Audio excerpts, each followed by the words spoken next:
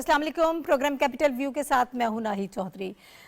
नाज़रीन, इस वक्त जो सिचुएशन है उसको कंट्रोल करने के लिए निगरान हुकूमत मुख्तलिफ़ किस्म की कोशिशें कर रही है और मईशत को बहाल करने के लिए जो इक़दाम किए जा रहे हैं ये हम जहद किस्म की कोशिशें इस वक्त हमें इक़दाम नज़र आ रहे हैं।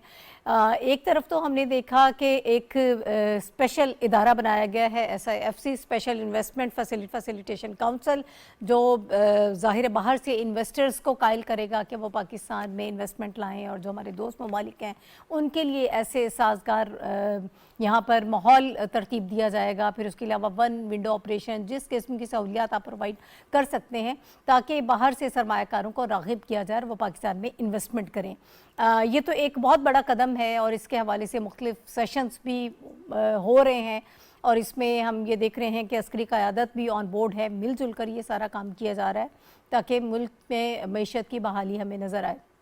इसके साथ साथ दूसरा जो एक बहुत अहम काम है जिस पर तवज्जो देने की ज़रूरत थी, फोकस करना ज़रूरी था, वो ये था कि जो लीकेज है उसको कैसे रोका जाए, उसकी तरफ तवज्जो बहुत ज़रूरी है। जो हमारे वसाइल ज़ाया हो रहे हैं उसको किस तरह से रोका जाए और वहाँ पर किस तरह से बेहतरी लाई जा सकती है, इसके हवाले से भी जो मिलकर मुश्तरका एक अमल हमें इस वक्त नज़र आ रहा है। उसके हवाले से अगर बात करें तो क्रैकडाउन किया जा रहा है। जो लोग बिजली चोरी कर रहे हैं, जो बिजली के मसाइल हैं, एनर्जी के हवाले से जो मसाइल हैं उनको ख़त्म करने की कोशिश की जा रही है। फिर जो डॉलराइजेशन का अमल एक हम देख रहे थे उसको कंट्रोल करने के लिए जो स्मगलिंग हो रही है, जो चीनी की स्मगलिंग हो रही है, फिर ईरानी तेल के हवाले से बात की जा रही है, तो ये सारी स्मगलिंग को रोकने के लिए भी एक ज़बरदस्त किस्म का क्रैकडाउन जो है वो मुल्क में जारी है और इस पर काम किया जा रहा है। इसी के हवाले से हम प्रोग्राम में बात करेंगे इसके कितने मस्बत नताइज निकल सकते हैं और आम आवाम को इसका क्या फ़ायदा होगा, इस पर बात होगी प्रोग्राम के पहले हिस्से में। और जो गेस्ट इस वक्त मुझे ज्वाइन कर रहे हैं उनका इंट्रोडक्शन मैं आपसे करा देती हूँ। मेरे साथ इस्लामाबाद स्टूडियोज़ में मौजूद हैं हाफिज़ ताहिर खलील साहब। हाफिज़ ताहिर खलील साहब जो हैं सीनियर सहाफ़ी हैं और सीनियर तजियाकार हैं। सर, आपका बहुत शुक्रिया हमें प्रोग्राम में वक्त देने के लिए। वाया स्काइप मेरे साथ मौजूद हैं रशीद साफ़ी साहब। रशीद साफ़ी साहब भी सीनियर सहाफ़ी हैं, सीनियर तजियाकार हैं। साफ़ी साहब, आपका भी बहुत शुक्रिया हमें प्रोग्राम में ज्वाइन करने के लिए। और उनके साथ साथ हमें वाया स्काइप ज्वाइन कर रहे हैं हुमायूं खान साहब। हुमायूं खान साहब भी सीनियर सहाफ़ी तजियाकार हैं, हमारे परमानेंट एनालिस्ट हैं। इसके अलावा लाहौर स्टूडियोज़ में अगर चलें तो वहाँ पर भी हमारे साथ वजाहत मसूद साहब मौजूद हैं, वो भी सीनियर सहाफ़ी हैं, तजियाकार हैं। आपका भी सर बहुत शुक्रिया हमें प्रोग्राम में ज्वाइन करने के लिए। मैं आपसे अगर हाफिज़ साहब आगाज़ कर लूँ। सर, इस वक्त बड़ी कोशिश की जा रही है कि जो मसाइल हैं ख़ास तौर पर मईशत से जुड़े हुए, और जब तक आपकी मईशत बेहतर नहीं होगी मसाइल जो हैं वो उसी तरह से मौजूद रहेंगे। सबसे बड़ा मसला तो मईशत की बहाली और इसको ज़्यादा बेहतर तरीके से लेकर चलना होता है। निगरान हुकूमत जो इक़दाम कर रही है, फिर अस्करी क़यादत भी ऑन बोर्ड है, मिलकर काम किया जा रहा है। ओवरऑल इसको आप कैसे देखते हैं, कितना मस्बत होगा? फिर स्मगलिंग को रोकने के लिए जो सारी इस वक्त इक़दाम किए जा रहे हैं वो भी बहुत ज़रूरी है। अच्छा, अगर आप मुझे इजाज़त दें हाफिज़ साहब, हमने ज़रा कोशिश की मेरी टीम ने कि पब्लिक ओपिनियन हम जान लें कि इस वक्त जो क्रैकडाउन हो रहा है, जो इक़दाम किए जा रहे हैं, आवाम उसको किस तरह से देख रहे हैं। उनको क्या लगता है कि इससे मस्बत तब्दीली आएगी, कुछ उनके मसाइल में कमी आएगी? ये हम देख लेते हैं। आपको एक शॉर्ट दिखाते हैं, मुख्तलिफ लोगों की इसमें राय शामिल है, ये देखिएगा, फिर इस पर बात करते हैं। जो कार्रवाई जो हुकूमत कर रही है इन लोगों के ख़िलाफ़, इन माफियाज़ के ख़िलाफ़, तो डेफ़िनेटली इस कार्रवाई को हमें सराहना चाहिए। क्योंकि देखें, इन माफिया ने मुल्की वसाइल पर जो डाका डाला हुआ है, चाहे वो बिजली चोरी हो या डॉलर्स का चोरी हो, जो भी हो, तो इसके खिलाफ हुकूमत को सख्त से सख्त एक्शन लेना चाहिए, डेफिनेटली लेना चाहिए। मैं हुकूमत की सपोर्ट करने, इसको गिरफ्तार करो। जो चीनी का चोरी करने अभी 1000 रुपये का दड़िया कौन ले सकते?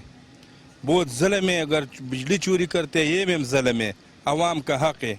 गंदम चोरी करते ये में ज़ुल्म है। हम तवक्को करते हैं मौजूदा निगरान हुकूमत से, और इनके जो इक़दामात है वो अभी तक तो इफेक्टिव है। एहतिसाब होना चाहिए, अक्रॉस द बोर्ड होना चाहिए। ऐसे लोग भी हैं जो वाया ज़ोब से डेरा इस्माइल ख़ान, फिर इस्लामाबाद या लाहौर या पेशावर जाते हैं। उन्होंने अपनी छोटी गाड़ियाँ रखी होती हैं, उनके जो पेट्रोल की टैंकियाँ हैं ना, उसको उन्होंने वेल्ड किए होते हैं। आधा टैंकी में पेट्रोल डालते हैं, आधा टैंकी में वो डॉलर स्मगल करते हैं यहाँ से, और वो यहाँ से जाता है चमन से फिर ये होता हुआ कंदहार जाता है, और कंदहार में इसको रेट 3, 4, 5 रुपये, 10 रुपये डिफरेंस होता है। इन चीज़ों पे सख्त मज़ीद एक्शन होना चाहिए ताकि डॉलर जो है वो 200 तक आ जाए। ये नाजायज़ है कि आप चीनी भी स्टॉक कर रहे हो, उसको मार्केट से गायब कर रहे हो, फिर उसको महंगा करके बेचते हो। ये चीज़ तो इस्लाम में हराम है।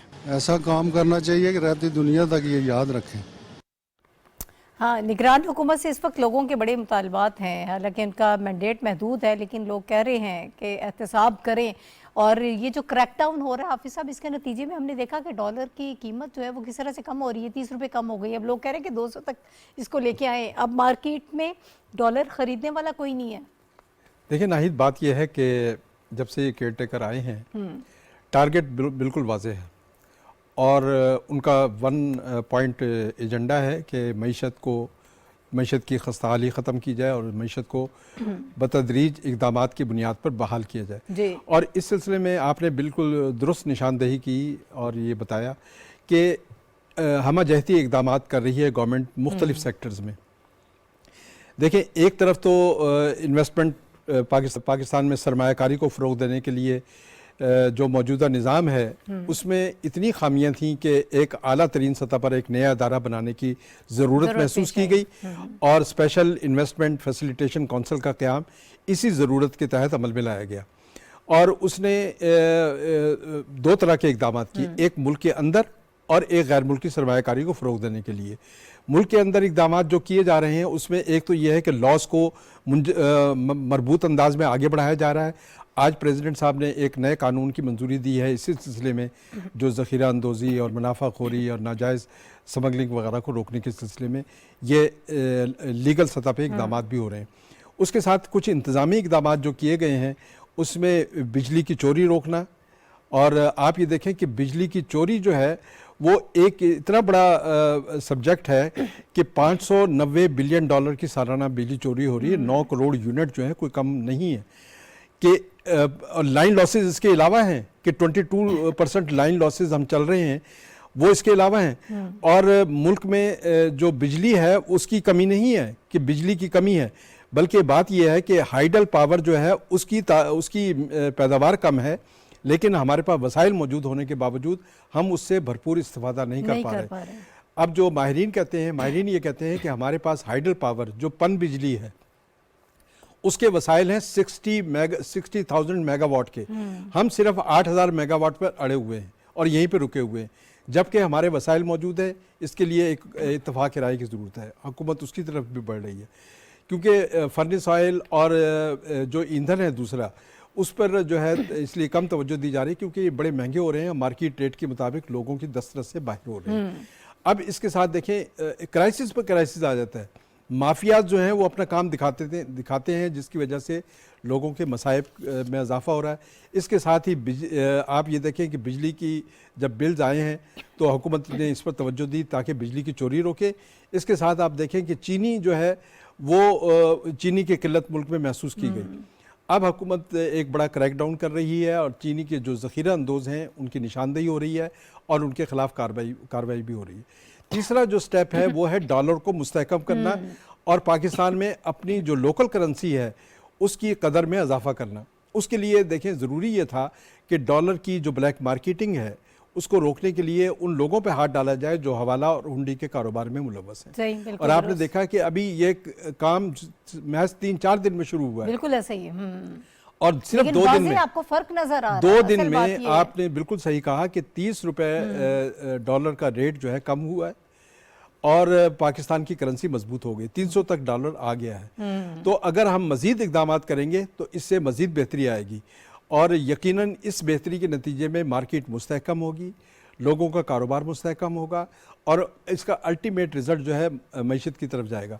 ये वो इकदाम है। फिर आपने निशानदेही की कि ईरानी तेल स्मगल हो रहा है। बिल्कुल। ये कोई एक दिन की बात नहीं है, ये अशरों से ये कारोबार जारी है गैर कानूनी स्मगलिंग का और इस पर हाथ इसलिए नहीं डाला जाता कि बासर लोग इसमें मुलव्वस हैं। अब हुकूमत ने एक पॉलिसी बनाई है कि इसमें जो लोग भी मुलव्वस हैं, खा वो किसी भी तबके के हों, किसी भी असर और रसूख से बेपरवाह होकर उनके खिलाफ कार्रवाई की जा रही है क्योंकि इसकी वजह से अनडॉक्यूमेंटेड इकोनॉमी जो है, गैर दस्तावेजी जो जिसको हम कहते हैं मईशत, वो उसको उसमें इजाफा हो रहा है ठीक और है। एक मुतबादिल मईशत के तौर पर इसको फ़रोग दिया जा रहा है। सही। हुकूमत जो है अगर ईरानी तेल की स्मगलिंग रोकने में कामयाब हो जाती है तो हम इससे कौमी ख़जाने को 60 अरब रुपए का माहाना जो है खसारा बिल्कुल रोक 60 सकते अरब हैं। का नुकसान हो रहा है। अच्छा, इसी बात को लेकर वजाहत मसूद साहब की तरफ मैं जाऊंगी, लाहौर स्टूडियोज का रुख करते हैं। वजाहत मसूद साहब, सर कैसे देख रहे हैं जो इस वक्त इकदाम किए जा रहे हैं और फौरी तौर पर जो क्रैकडाउन शुरू किया है? हमने देखा जब से ये बिलों का मसला शुरू हुआ, फिर चीनी के जो ये इस वक्त मसाइल देखने में आए, उसको फौरी तौर पर उस पर काम किया गया। मुख्तलिफ सेशंस हो रहे हैं और मीटिंग्स हो रही हैं, जिस तरह से भी अपने मैंडेट में रहते हुए लोगों को आसानी फराहम कर सकते हैं। गवर्नमेंट लगी हुई है, उस पर काम कर रही है। आज की बल्कि ये एक रिपोर्ट मेरे सामने मौजूद है, हम चूंकि ईरानी तेल के हवाले से बात कर रहे हैं तो उसके हवाले से ये बताया जा रहा है कि 60 अरब से ज़ायद नुकसान हो रहा है। ये वज़ीर आज़म हाउस में रिपोर्ट हसास इदारों की तरफ से जमा करवाई गई है और इसमें बासर शख्सियात जो हैं वो शामिल हैं। फिर स्मगलिंग से जो होने वाली आमदन है वो बताया जा रहा है कि दहशतगर्द इस्तेमाल करते हैं। यानी मसाइल बहुत ज़्यादा हैं, लेकिन हुकूमत लगी हुई है, कोशिश कर रही है कि इनसे बाहर निकला जाए।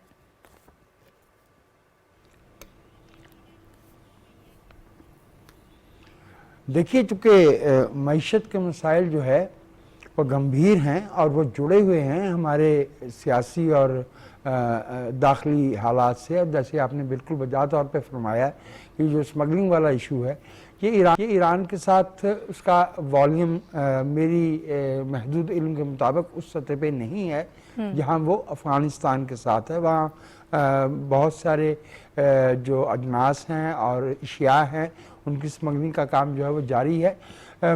ठीक है, ये हंगामी हालात हैं, इनमें निगरान हुकूमत जो है भले उसका मैंडेट जो है वो बहुत महदूद है, उसे इंतखाबात ही करवाना है, लेकिन हाथ पे हाथ रख के नहीं बैठा जा सकता।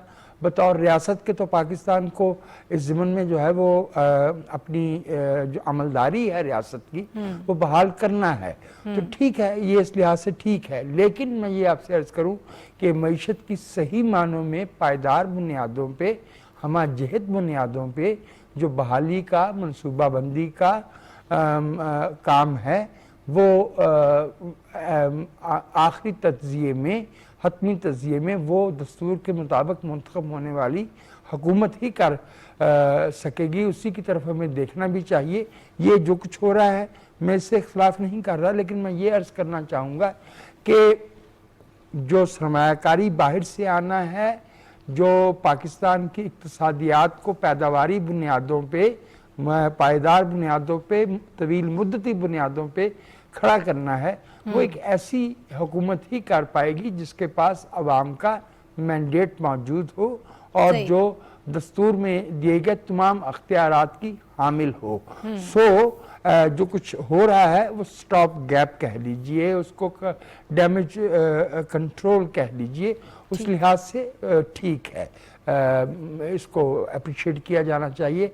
हाउएवर, जो मैंने असूली बात अर्ज़ की है वो ये है कि जो कौमों की इक्तिसादी तरक्की होती है वो कोई ऐसी चीज़ नहीं है जो चंद माह का मामला हो। उसके लिए तवील मुद्दती विजन चाहिए, उसमें सियासी अमल में तसलसल चाहिए, उसमें ये जो बैरूनी सरमायाकार है ख़ास तौर पे उनका एतमाद जो है वो एक ऐसी हुकूमत ही पे ज़्यादा हो पाएगा जो मैंडेट रखती हो और जिसके बारे में ये ज़मानत या ये एश्योरेंस या ये तासुर मौजूद हो कि वो पाकिस्तान के जो मामलात हैं उन्हें तवील मुद्दत तक देख पाएगी।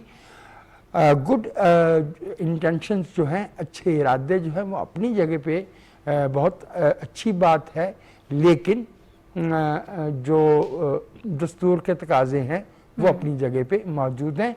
और ये जो मईशत की मंतक है, ये मैंने अर्ज़ किया कि बहुत बेरहम होती है, तो इसमें हमें बिलाखिर जो है वो अपनी सियासी क़यादत की तरफ देखना पड़ेगा।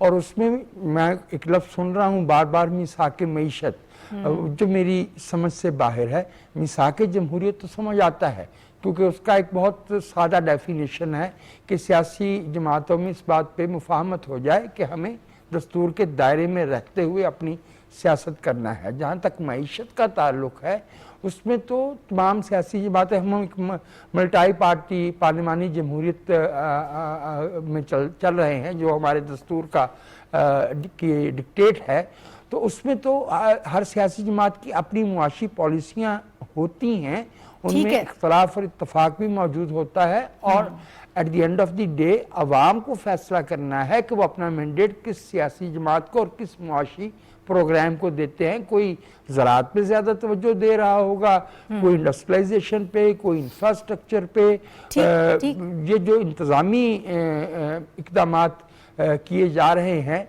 ये ठीक हैं और बहुत पहले होना चाहिए थे। ये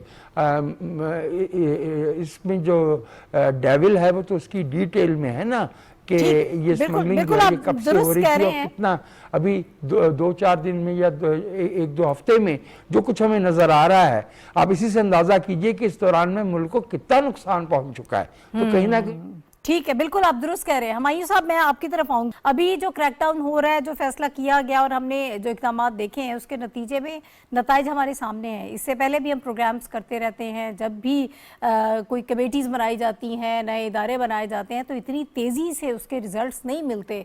अभी जो क्रैकडाउन हुआ डॉलर के हवाले से हम हमेशा बात करते हैं, तकरीबन 300 रुपये तक पहुँच गया डॉलर। फिर ईरानी तेल के हवाले से जो रिपोर्ट आज मैंने बताया वज़ीर आज़म हाउस में जमा कराई गई है, उस पर चीनी के हवाले से, ये सारी चीज़ें, बिजली चोरी के हवाले से जो क्रैकडाउन है, यकीनन इससे बेहतरी आएगी। आपको क्या लग रहा है कि ये इतनी तेज़ी से जो काम किया जा रहा है, ज़ाहिर है कि मैंडेट भी इतना ज़्यादा नहीं है, लेकिन इसके बावजूद आवाम को कुछ ना कुछ रिलीफ ज़रूर मिलेगा? जी थैंक यू नाहिद। इसमें कोई दो राय नहीं कि जो मौजूदा सेटअप है उसकी जो कोशिश है, जो करंट केयर टेकर सेटअप है, कि किसी तरह आवाम को रिलीफ दिया जाए। लेकिन अगर आप आवाम के पॉइंट ऑफ व्यू से देखें तो उनके लिए इट डजंट मैटर कि जो है कोई मैंडेट वाली हुकूमत है या कोई दूसरी हुकूमत है। उनके लिए तो हुकूमत का लफ्ज ये है कि एक वज़ीर आज़म है, एक कैबिनेट है और एक एडमिनिस्ट्रेटिव मशीनरी है जो चल रही है, उसने कुछ करना है।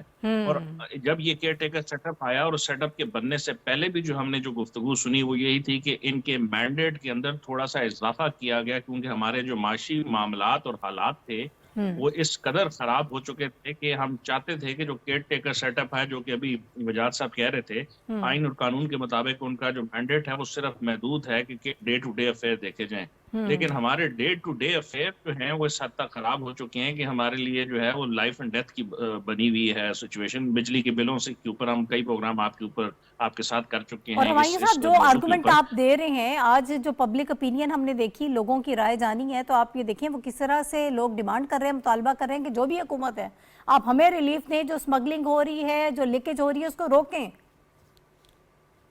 जी एग्जैक्टली मैं इसी तरफ आ रहा था कि अवाम के लिए जो है ना डजंट मैटर कि कौन है या कौन नहीं है या उसको किसने मैंडेट दी या किसने, उसको ये है कि अवाम की फलाह बहबूद के लिए जो हुकूमत है, जो कि हर हुकूमत होनी चाहिए, उसने कौन से फैसले किए। तो उसके जो फैसले हमें नजर आ रहे हैं, बावजूद उसके कि वो कलील मुद्दती हैं, जिसमें उनके पास शायद मैंडेट बहुत ज़्यादा नहीं, लेकिन अवाम ये नहीं समझती। तो मेरा ख्याल है कि जो केयर टेकर सेटअप ने चंद फैसले किए हैं कि अगर स्ट्रक्चरल चेंजेस जो हैं जिसको ज़रूरत होती है चंद महीने या चंद साल ताकि उनके डिविडेंड आए, तो उसमें जो इन्होंने कोशिश की है वो बड़ी कमाल की है कि उन्होंने चंद पॉइंट्स ले लिए हैं कि बिजली चोरी को सबसे पहले रोका जाए, उसके बाद जो है तेल की जो है एक्सपोर्ट या इंपोर्ट के जो मामला है उसमें हम रूस से जो तेल लेने की बात कर रहे थे उसको तेज किया जाए, ईरान से जो स्मगलिंग हो रही है, अच्छा स्मगलिंग जो हो रही है वो बहुत हद तक जो बॉर्डरिंग रीजन है उनको फायदा भी देती है बाय द वे, उसमें जो है ना ये एक बहुत बड़ा सवाल है, उसके ऊपर बड़ी बहस हो चुकी है।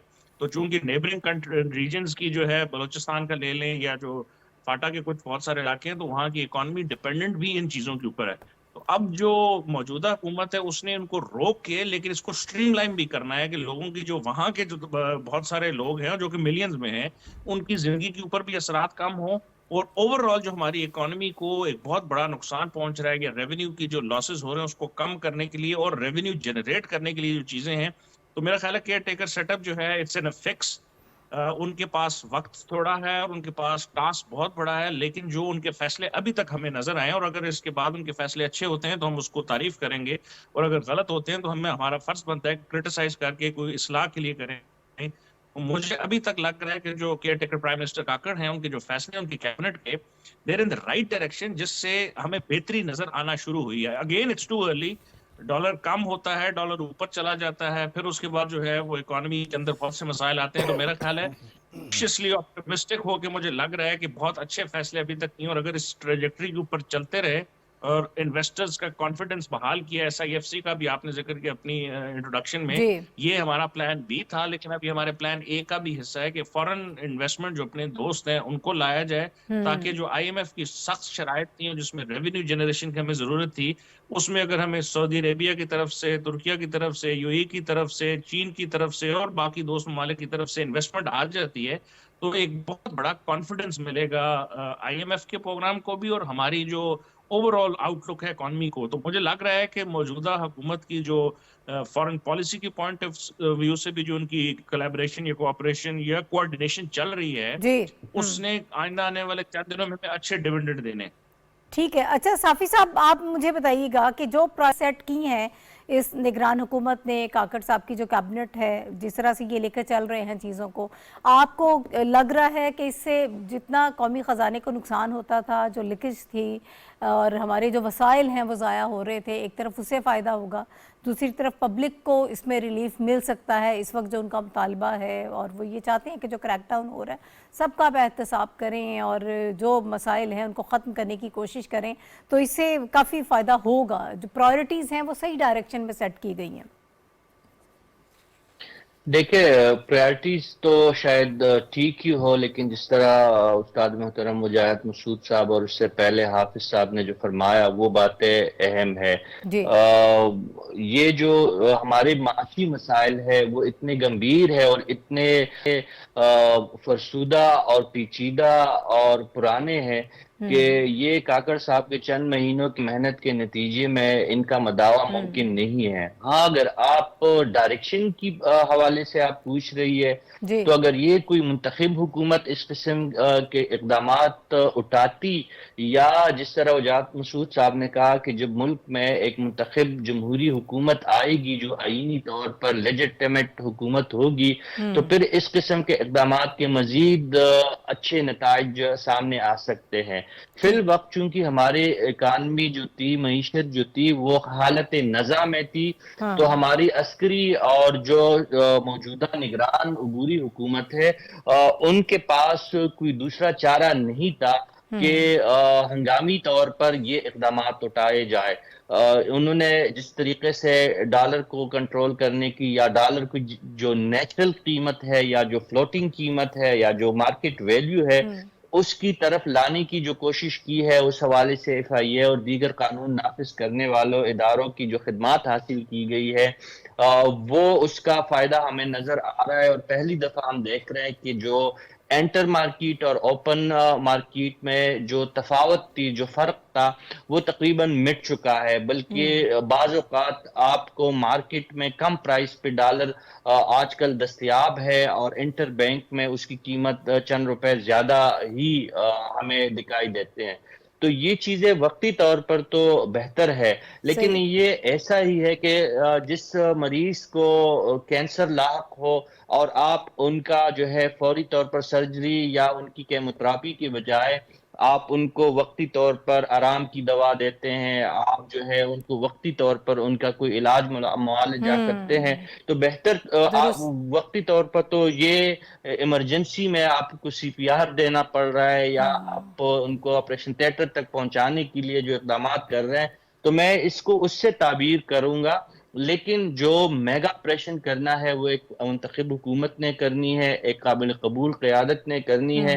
मौजूदा अबूरी हुकूमत की जो पॉलिसी है, इस हिसाब से मैं उसको दुरुस्त करार देता हूं कि इस वक्त आपके पास कोई दूसरा रास्ता नहीं था कि डॉलर को आप किस तरीके जो तरीकाकार इख्तियार किया गया है इसको अपने नेचुरल कीमत पर लाने के लिए, या जो जखीरा अंदाजों के खिलाफ जो क्रैकडाउन हुआ है। देखिए, आज मिल मालिकान तैयार हुए हैं कि पंजाब और सिंध हुकूमत को 140 रुपए पे फी किलो चीनी देने पे राजी है।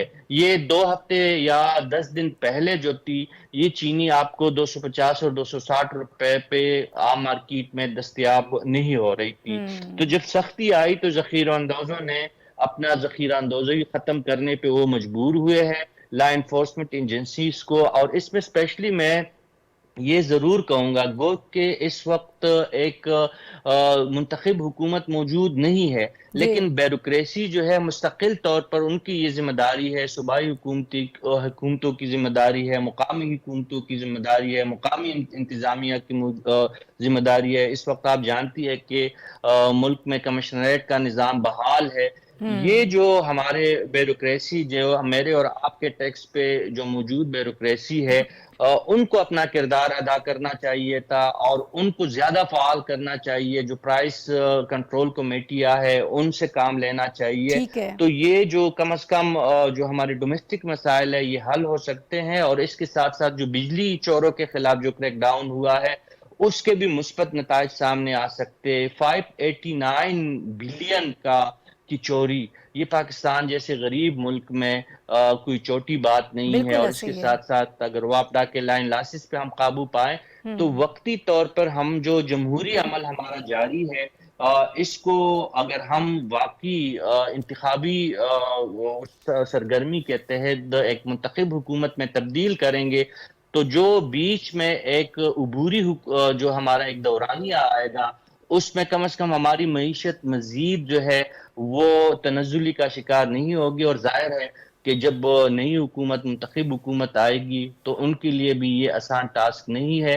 और उबूरी हुकूमत के लिए तो वाकई ये बात दुरुस्त है कि उनके लिए बहुत मुश्किल है। लेकिन अपने तय ये लोग जो है काफ़ी कोशिशें कर रहे हैं और हमें अस्करी क़यादत को भी इसका क्रेडिट देना होगा कि वो मौजूदा उबूरी हुकूमत का साथ दे रही है। और जो महंगाई है, जो ज़ख़ीरा अंदोज़ी है, जो स्मगलिंग है, आप जानती है कि हमारे बॉर्डरों पे जो सूरत हाल है, तोरखम पे टेंशन है। आज आपने सुना होगा कि वहाँ पे फिर फायरिंग की और वहाँ पे जो है एक तनाव की कैफियत मौजूद है।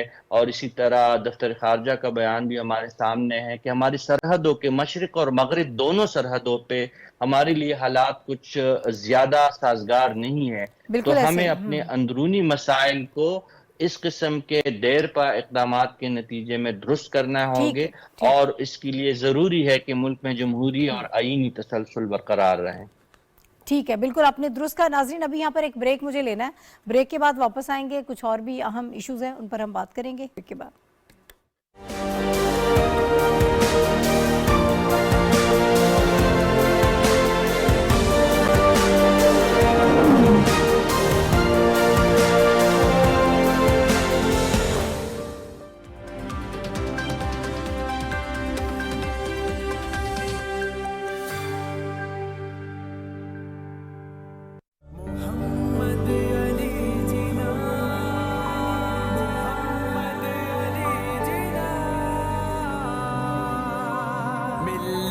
का पासबा है मोहम्मद अली जिना और मीर कारवा है मोहम्मद अली जिना।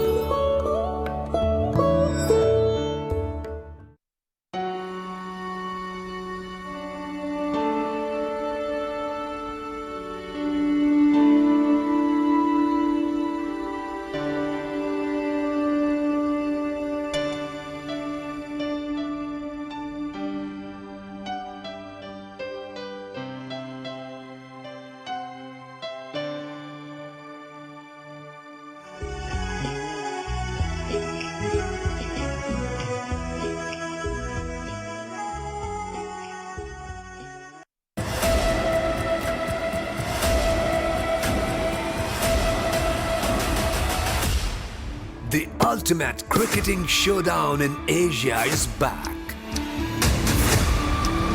The most anticipated clash of the event is here.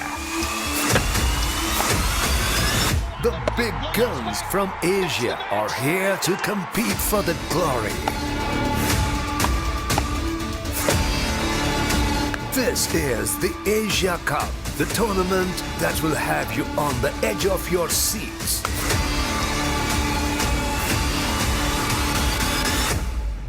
Don't miss it.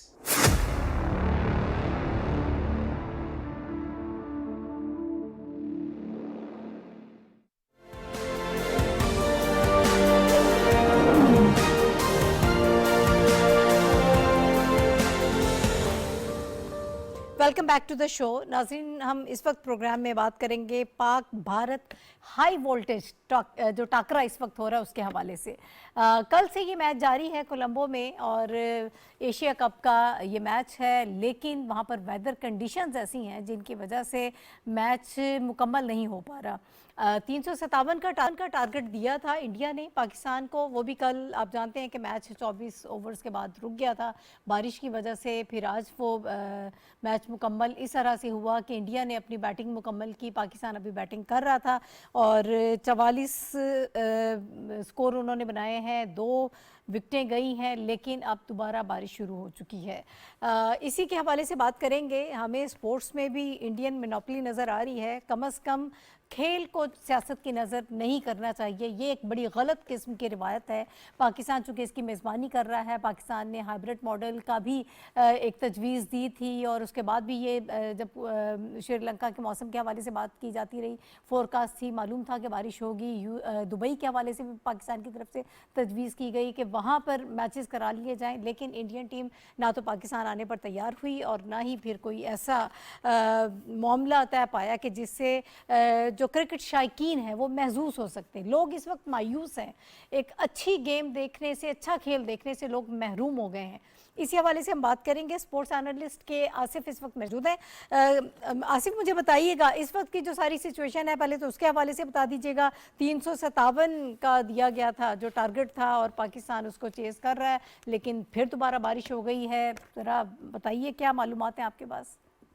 हाँ जी, बिल्कुल आप दुरुस्त कह रही हैं कि खेल को सियासत से अलहदा रखना चाहिए और पाकिस्तान की टीम जो है वो 357 जब चेस करने जाएगी तो बाबर आजम इस वक्त आउट हो चुके हैं और आपको पता है बाबर आजम पाकिस्तान की उम्मीदों का महवर होते हैं। बिल्कुल एक बहुत अहम विकेट हासिल की है पांड्या ने ये, तो इस वक्त पाकिस्तान की टीम मुश्किलात में जरूर है और लेकिन फिर भी उम्मीद रखनी चाहिए आपको, क्योंकि ये 357 रन आपने ध्यान में नहीं रखने।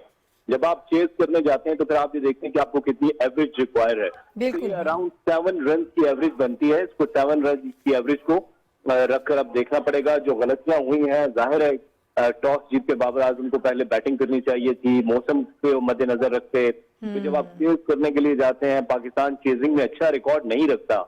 ये कई दहाइयों से पाकिस्तान का मसला है कि पाकिस्तान चेज नहीं कर पाता। मैं आपसे यही पूछने वाली थी कि हम एक तासुर हमेशा से ये मौजूद रहा है कि पाकिस्तान एक तो चेजिंग के हवाले से कोई बहुत अच्छी परफॉर्मेंस नहीं होती है, फिर पाकिस्तान की बॉलिंग अच्छी है, बैटिंग अच्छी नहीं है। अभी तो बाबर आजम और दूसरे कुछ ऐसे हमारे पास प्लेयर्स मौजूद थे, हमें लग रहा था कि बैटिंग लाइन भी हमारी स्ट्रांग होगी, लेकिन उसी तरह से मामला चल रहा है, कुछ तब्दीली नहीं आई इसमें।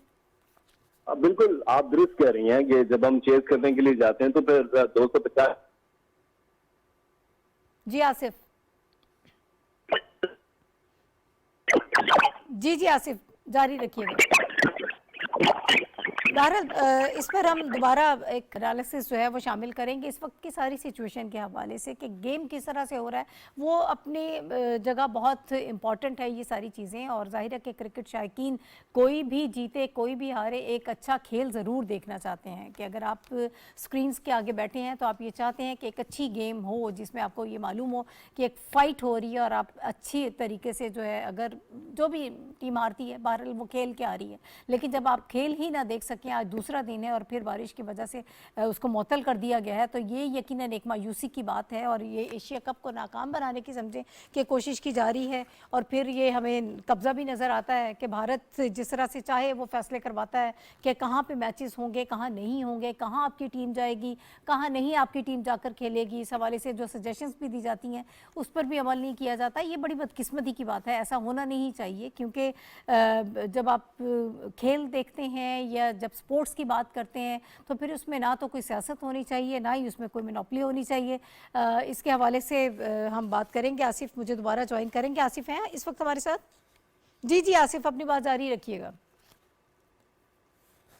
मेरा ख्याल है कोई टेक्निकल इशू है। बहरहाल जो इस वक्त की सिचुएशन है वो उन्होंने हमें बता दी है, और बारिश की वजह से फ़िलहाल फिर दोबारा जो है वो खेल रोक दिया गया है, और जो फोरकास्ट है उसके हवाले से यही बताया जा रहा है कि इसी किस्म की सारी जो है वो सिचुएशन आगे भी हम ऐसी ही वेदर कंडीशंस फेस करेंगे। हमारे बाकी प्रोग्राम्स में भी इस हवाले से जो सारी अपडेट्स हैं वो आप तक पहुँचाई जाती रहेंगी कि मैच के हवाले से क्या अपडेट्स हैं, लेकिन बहरहाल जो ये सियासत है इसको किसी सूरत अप्रिशिएट नहीं किया जा सकता। अभी नाजरीन हम आगे बढ़ते हैं, एक और बहुत अहम टॉपिक इस वक्त हमारे पास मौजूद है जिस पर हमने बात करनी है प्रोग्राम में, और वो टॉपिक ये है कि बानी पाकिस्तान कायद-ए-आज़म मोहम्मद अली जिन्ना की 75वीं बरसी आज पूरे मुल्क में बड़े अकीदत और एहतराम से मनाई जा रही है। और ज़ाहिर है कि जब इस तरह का मौका होता है ये तजदीद अहद भी होता है, जो कायद-ए-आज़म मोहम्मद अली जिन्ना का जो विजन था, जो उसूल उन्होंने हमें दिए, क्या हम उस पर अमल पैरा हैं, किस हद तक हम उस पर अमल कर पाए, प्रैक्टिकली आज हम कहाँ स्टैंड कर रहे हैं। फिर अनवारुल्लाह काकड़ साहब जो निगरान वज़ीर आज़म हैं उन्होंने भी इस मौके पर जो पैगाम दिया, उन्होंने भी ये कहा है कि इस वक्त पाकिस्तान जो है बड़े मुश्किल दौर से गुजर रहा है, और जितना हमें आज कायद-ए-आज़म के असूलों पर अमल पैरा होने की ज़रूरत है शायद इससे पहले हमें कभी नहीं थी, लेकिन हम कर क्या रहे हैं, आज हम उनको खराज अकीदत तो पेश कर रहे हैं, लेकिन इसका बेहतर तरीका ये है खराज अकीदत पेश करने का कि फिर हम उनके सुनहरी असूलों पर अमल करें, और इस मुल्क को जिस तरह से वो इस्लामी फलाही रियासत बनाना चाहते थे वो हम बनाएं। वो किस तरह से बना सकते हैं, इस पर हम बात करेंगे प्रोग्राम में। हाफिज़ अफसर, मैं आपकी तरफ आऊँगी। कायद-ए-आज़म के हवाले से हम बात कर रहे हैं, जो उन्होंने अक़लियतों के हवाले से दिया, जो इस्लामी फलाही रियासत के हवाले से दिया, ख़वातीन के हवाले से,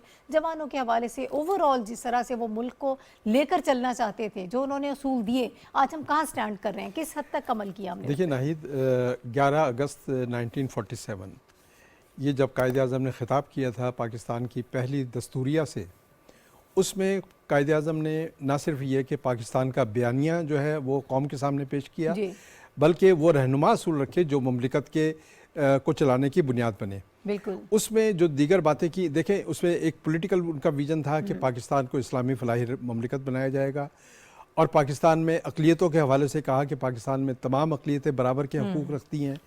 उन्होंने एडमिनिस्ट्रेटिवली पाकिस्तान के जो सोशल लीवल्स हैं, 4 किस्म के सोशल लीवल्स की उन्होंने अपने एड्रेस में बात की थी। करप्शन, उन्होंने कहा कि अशियाए ज़रूरिया की नाजायज़ मुनाफाखोरी, उसकी होर्डिंग, ज़ख़ीरा अंदोज़ी और स्मगलिंग, ये वही इश्यूज़ है जिसे आज केयरटेकर आगे लेके चल रहे हैं। ये वो उनका विजन था कि भाई कि अगर ये ईवल्स, ये समाजी बुराइयाँ अगर मुआशरे से हम ख़त्म करें तो लोगों को सहूलतें मिलेंगी और लोग जो हैं वो पुरसुकून ज़िंदगी गुजारने की तरफ बढ़ेंगे। और यही वो बुनियाद है जो पाकिस्तान को इस्लामी फलाही रियासत बनाने के लिए ज़रूरी है। तो अब ये देखना हमें ये है कि क्या वजह है कि हम 75-76 साल गुजरने के बावजूद हम कायद-ए-आज़म और बानी पाकिस्तान के तस्वुर के मुताबिक आगे ना बढ़ सके। उसकी बुनियादी वजह यह है कि पाकिस्तान के माशरे में ऐसे अनासिर जो हैं वो बारसूख अनासिर, उन्होंने ऐसी कार्रवाइयाँ की जिसके नतीजे में लोग जो हैं वो बुनियादी ज़रूरियात से उन्हें महरूम होते गए और मखसूस लोग जो हैं उन्हें सहूलतें मिलती गई।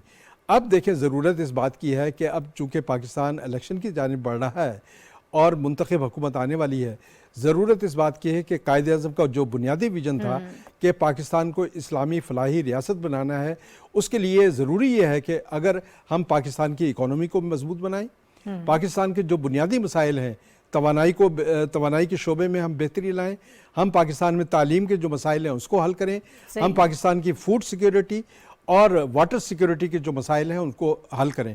अगर हम ये बुनियादी मसाइल हल कर लेते हैं तो पाकिस्तान को इस्लामी फलाही रियासत बनाने से कोई नहीं रोक सकता और बहुत तेज़ी के साथ मुल्क तरक्की करेगा।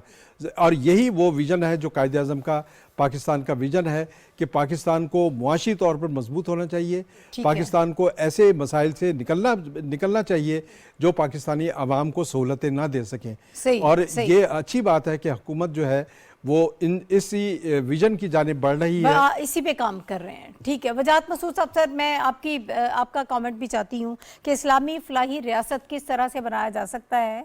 वज़ीर आज़म साहब ने खुद कहा, इशारा किया कि इस वक्त जो मुश्किल हालात हैं यकीनन इससे पहले नहीं थे, इसके लिए हमें काम करना होगा। किस तरह का काम करना होगा कि इस्लामी फलाही रियासत बनाया जा सके कायद-ए-आज़म के सुनहरी उसूलों के मुताबिक? जी, एक तो मैं ताहिर खलील साहब काबिल एहतराम सहाफ़ी हैं, उनका शुक्रगुजार हूँ कि उन्होंने कायद आज़म की जो कार्डिनल स्पीच है उसकी तरफ इशारा किया और जो कायद आज़म ने हमें निकात दिए थे।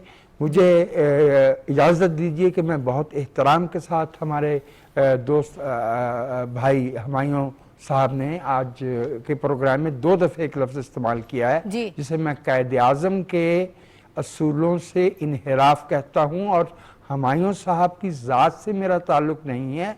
ये नस्ल दर नस्ल हमें ये बात बताई गई है। 1958 में भी हमसे यही कहा गया था कि आवाम को इससे ताल्लुक़ नहीं है कि हुकूमत किस तरह की है, आईनी है, जमहूरी है या कैसी है।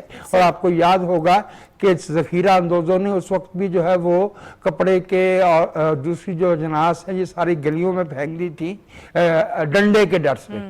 तो जो जमहूरी हुकूमत होती है जिसकी तरफ आप इशारा, कायद आज़म फर्स्ट एंड फॉरमोस्ट एक दस्तूरी रहनुमा थे, वो दस्तूरी सियासत करते थे और दस्तूर से किसी इनहिराफ को किसी सूरत जो है वो ना तो बर्दाश्त किया जा सकता है, ना उसे जस्टिफाई किया जा सकता है और ना दस्तूर से इनहिराफ के पीछे छुप के जो है वो कौम को तरक्की दी जा सकती है। अगर ये पाकिस्तान के अवाम को इससे कोई ताल्लुक नहीं है कि हुकूमत की नौयत क्या है तो फिर किसको है? फिर हम अवाम के नाम पे झूठ बोल रहे होंगे अगर हम ये कहेंगे अवाम को ताल्लुक नहीं है।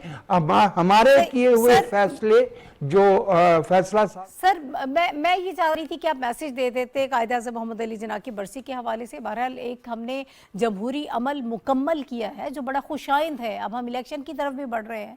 निगरान हुकूमत का जितना मैंडेट है जाहिर है कि वो उसके मुताबिक काम कर रहे हैं। इसको भी ज़रूर वो काबिल सताइश हैं वो चीज़ें जो उन्होंने प्रायोरिटीज़ सेट की हैं। बहरहाल कायद आज़म मोहम्मद अली जिन्ना ने बानी पाकिस्तान ने जो रहनुमा उसूल मुरतब किए थे 11 अगस्त की स्पीच के हवाले से बात करें या ओवरऑल उन्होंने हर जगह पर हर मकाम पर उन्होंने ये बताया हमें कि किस किस तरह से हमें आगे लेकर चलना है इस मुल्क को, किस तरह से इस्लामी फलाही रियासत बनाना है। आप इस्लामी फलाही रियासत नहीं बना सकते हैं मुल्क को जब तक आपकी मौशी हालत बेहतर ना हो। अब जो इक़दाम किए जा रहे हैं वो सिर्फ मईशत की बहाली के लिए किए जा रहे हैं। अगर आपकी मईशत जो है वो बेहतर नहीं होगी, लोग जो है वो सही तरीके से ज़िंदगी नहीं गुजार रहे होंगे, लोग परेशानी का शिकार होंगे, तो फिर जाहिर है कि ये कॉन्सेप्ट जो है ये दम तोड़ जाता है। तो इसके हवाले से इस वक्त हमें मज़ीद काम करना है। बहुत शुक्रिया। वजाहत मसूद साहब मेरे साथ मौजूद थे, हाफिज़ ताहिर खलील साहब मेरे साथ मौजूद थे और फर्स्ट हाफ में रशीद साफ़ी साहब, हुमायूं खान साहब ने हमारा साथ दिया, के आसिफ हमारे साथ मौजूद थे स्पोर्ट्स एनालिस्ट। प्रोग्राम का वक्त ख़त्म हो गया। इंशाल्लाह कल आपसे दोबारा मुलाकात होगी। अल्लाह हाफिज़।